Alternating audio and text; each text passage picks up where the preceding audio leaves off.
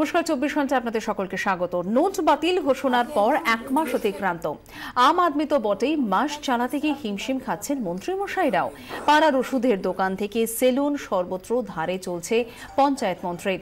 মানি ব্যাগে 2000-এর দুটো নতুন নোট রেখেছেন বটে, কিন্তু সে টাকা ভাঙিয়ে দেবে কে? অগত্যা পাড়ার দোকানে খাতা খুলতে হয়েছে পঞ্চায়েত মন্ত্রী সুব্রত মুখার্জিকে। হাতে নগদের টান, তাই চেকই ভরসা পঞ্চায়েত মন্ত্রীর। আমি এ মাসের মাইনে পেয়েছি আপাতত 20,000 টাকা তুলে চলছে। বাকি সংসারটা চলছে ওই কার্ডে।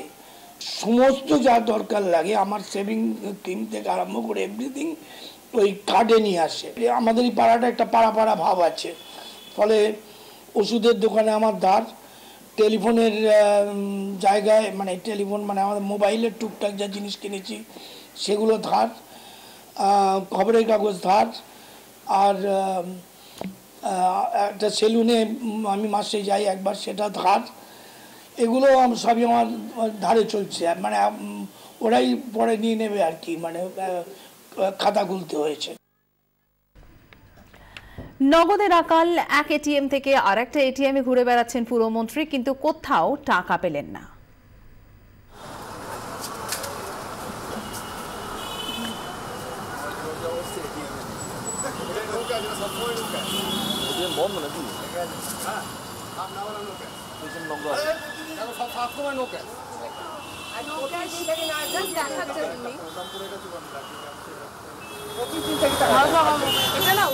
নোট ইস্যুতে আমি আপনি যখন হয়রান হচ্ছি মাস কিভাবে চালাবো সেরকমই হয়রান হচ্ছে কিন্তু মন্ত্রীরা, বড় বড় নেতা মন্ত্রীরা। আমাদের সঙ্গে রয়েছেন ববি হাকিম। সকাল থেকে বেশ কয়েকটা এটিএম ঘুরে টাকা পাইনি। ববিদা, এটা বলুন যে কি অবস্থা, কিভাবে সংসার চলছে? সকাল থেকে তো দুটো এটিএম এলেন আপনি। একটা তো ধরুন আমাদের ব্যবসায় কিছু ক্যাশ সেল সামান্য কিছু হচ্ছে, মানে তাও মানে 10%ও হচ্ছে না, সেই রকমভাবে কিছুটা পাচ্ছি। কিন্তু ব্যাংকের থেকে টাকা তুলবো, ব্যাংকেও ক্যাশ নেই, মানে এটিএমে তো নেই, ব্যাংকেও নেই। একবারই শুধু পেয়েছিলাম একটা ইউনাইটেড ব্যাংকে একটা কারেন্ট অ্যাকাউন্টে 50,000 টাকা পেয়েছিলাম, সেটা ফ্যাক্টরিতে পাঠিয়ে দিয়েছিলাম। তারপরে খুব অসুবিধা, এখন টাকা পাচ্ছি না, মানে সংসার চালানোটা মুশকিল হয়ে গেছে। মানে নর্মাল এক্সপেন্সের এখন একদম কাটতে কাটতে এখন 10% এক্সপেন্সের, মানে বাজারও কম করতে হচ্ছে, সব কিছু কম করতে হচ্ছে। এবং বাড়ির কাজের লোক, ড্রাইভার, তাদেরও যে নর্মাল যে টাকা আমরা দিই বা মানে দিই সেগুলো বাকি রাখতে হচ্ছে। বাজার নর্মালি যে টাকার হয় তার অল্প, যেটা একদম না হলে নয় সেইটুকু করা।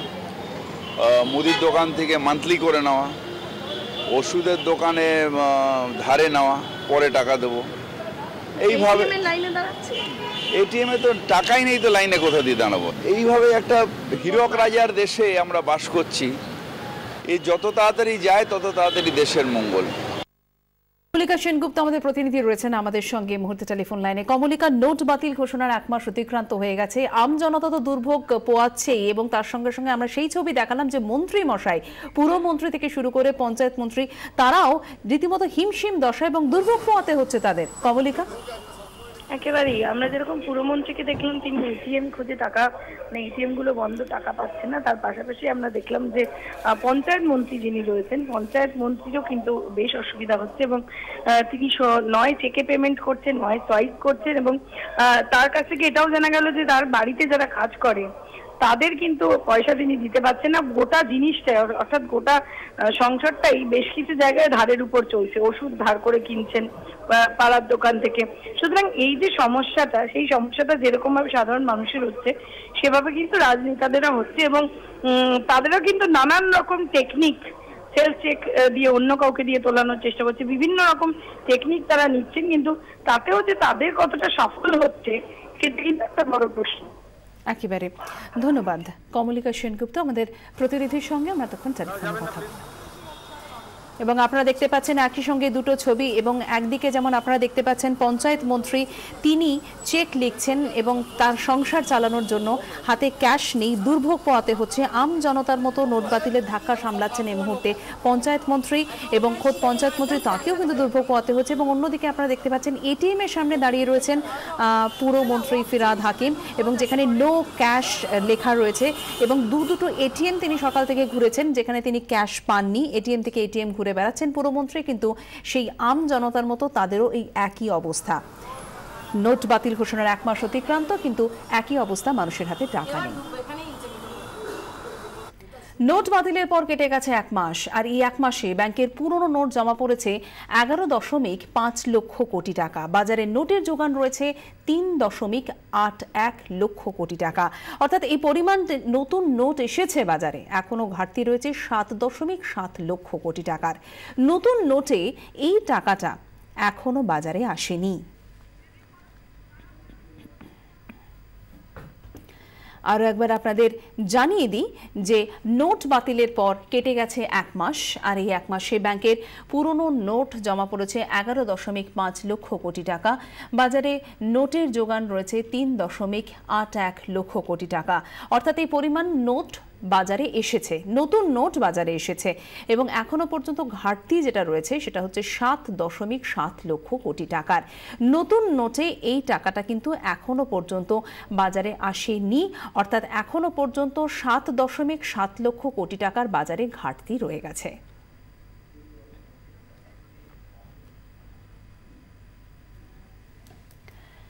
নোট বাতিলের মাসপূর্তিতে এলোমেলো রিজার্ভ ব্যাংকের হিসেব নিকেশ। এত বড় কর্মকাণ্ড, দেশবাসীর এত ত্যাগ কোনো কাজে আসবে কি, উঠছে প্রশ্ন। কেন? কারণ গণিতটাই গিয়েছে গুলিয়ে। হিসেবটা ঠিক কেমন? অর্থমন্ত্রকের হিসেব ছিল 8ই নভেম্বর রাত 8টায় মোট 16,40,000 কোটি টাকার নোট বাজারে চালু ছিল। তার মধ্যে 500 এবং 1000 টাকার নোট ছিল 14,25,000 কোটি টাকার। নোট বাতিলে এক ধাক্কায় 14,25,000 কোটি টাকা মূল্যহীন কাগজের টুকরোয় পরিণত হয়।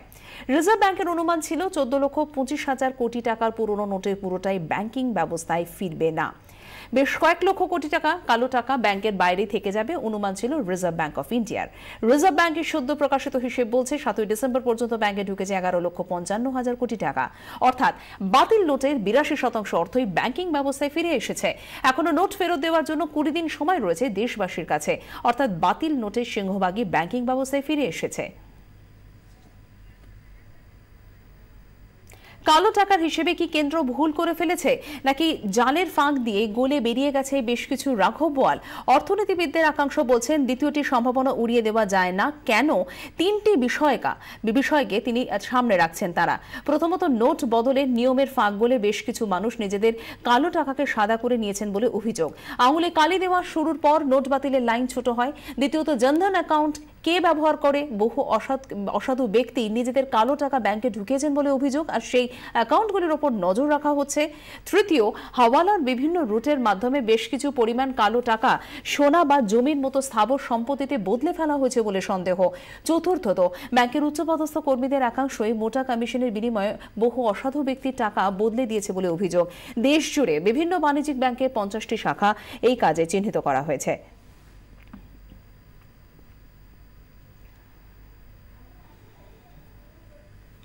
আরেকটি পরিসংখ্যান বলছে যে রিজার্ভ ব্যাংকের হিসেবই ছিল ভুল। যা ধরা হয়েছিল তার থেকে অনেক বেশি পরিমাণ অর্থ বাজারে ছিল, আর সেই টাকা কার্যকর ছিল না। আবার সেই টাকা কালোই নয়, অর্থনীতির অলিগলিতেই ঘুমিয়েছিল সেই টাকা। কেমন? ভারতীয় স্টেট ব্যাংকের হিসেবে বাজারে বাতিল নোটের মোট পরিমাণ 14,18,000 কোটি টাকা।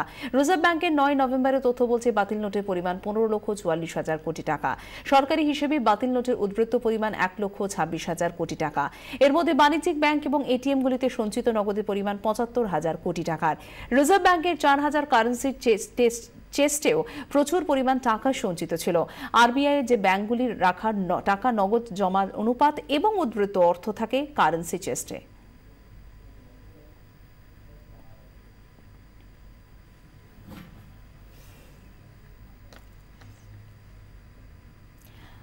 নোট বাতিলে পূর্ণ হয়েছে 1 মাস, কিন্তু ভোগান্তি কমেনি। প্রতিবাদ জানাতে ফের সংসদ ভবনের বাইরে একযোগে আন্দোলন বিরোধীদের।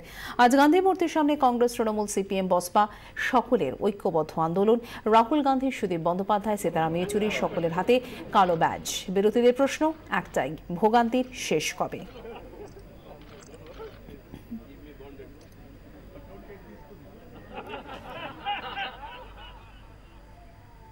গান্ধী মূর্তির সামনে কালা দিবস পালনে বিক্ষোভ আন্দোলনের সূত্রা বাঁধা হয়ে গিয়েছিল।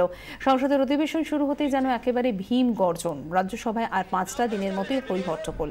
কে কি বলছেন শোনা যায়। বিরোধীদের দাবি জবাব দিতে হবে সরকারকে, সরকার পক্ষ জবাব দিতে তৈরি, কিন্তু তবু পঞ্জ হলো সভা। বেলা 12টা পর্যন্ত রাজ্যসভা মুলতবি করে দিতে বাধ্য হন চেয়ারম্যান। संख्या 5 पर मेरे नाम के आगे सूचीबद्ध कागजात। কিছু কমিশনভোগী সংস্থাকে সুবিধা করে দিতে ক্যাশলেস ইকোনমি প্রচার করছেন প্রধানমন্ত্রী। অভিযোগ করলেন কংগ্রেসের সহসভাপতি Rahul Gandhi. There's the whole concept of the PayTM, pay to Modi. That's the idea behind cashless economy. That a few people should get maximum benefit from every single cash transaction. That is what is going on. It has damaged the country tremendously. It has hurt a lot of people, and it has specifically hurt the poor people. Cashless economy से किसको फायदा होगा? Cashless economy से 2, 3, 5 companies को फायदा होगा जो हर transaction पे कमीशन लेंगे। নোট বাতিল সাহসী নয়, নির্বোধের মতো সিদ্ধান্ত দাবি করলেন কংগ্রেসের সহসভাপতি Rahul Gandhi. And the Prime Minister took this so-called bold decision. But bold decisions can also be foolish decisions. And this was a foolish decision. It has devastated this country. Layoffs are happening. Today I was just told L&T has laid off almost 1 lakh people. Farmers are dying. More than 100 people have died. And all this while the Prime Minister seems to be having a lot of fun. Note বাতিলের ফলে সব বন্ধ, মরছে মানুষ, সংসদে জবাব দিতে হবে সরকারকে। सब डाउन है, दुकान डाउन है, सबका बिजनेस डाउन है, 90 आदमी मर गया। आज आप देख रहे हैं ना, 15 ऑपोजिशन पार्टी, सब ऑपोजिशन पार्टी, 200 MP यहाँ है, क्योंकि आज 1 महीना है। सिचुएशन बहुत ख़राब है और ये ऑपोजिशन के यूनिटी जो है आप खुद देख रहे हैं पार्लियामेंट के बाद। और ऑपोजिशन पार्लियामेंट के अंदर चर्चा चाहिए। We want a discussion और गवर्नमेंट को डिस्कशन से डर रहा है। গান্ধী মূর্তির সামনে তামাশা করছে বিরোধীরা, কটাক্ষ Venkaiah নাইডুর। Simply posing for photo opportunity in front of Gandhi ji, you cannot claim legacy of Mahatma Gandhi. You are going against Gandhian principles. You are insulting Mahatma Gandhi's memory. You are going against the theory of Mahatma Gandhi's non-violence by your verbal violence outside, inside of the parliament. And it's last 2 weeks you have not allowed the debate to take place in parliament. You scuttled it, and now you are staging dharna in front of a statue. That's a big tamasha done by the Congress. This is an insult to Mahatma Gandhi.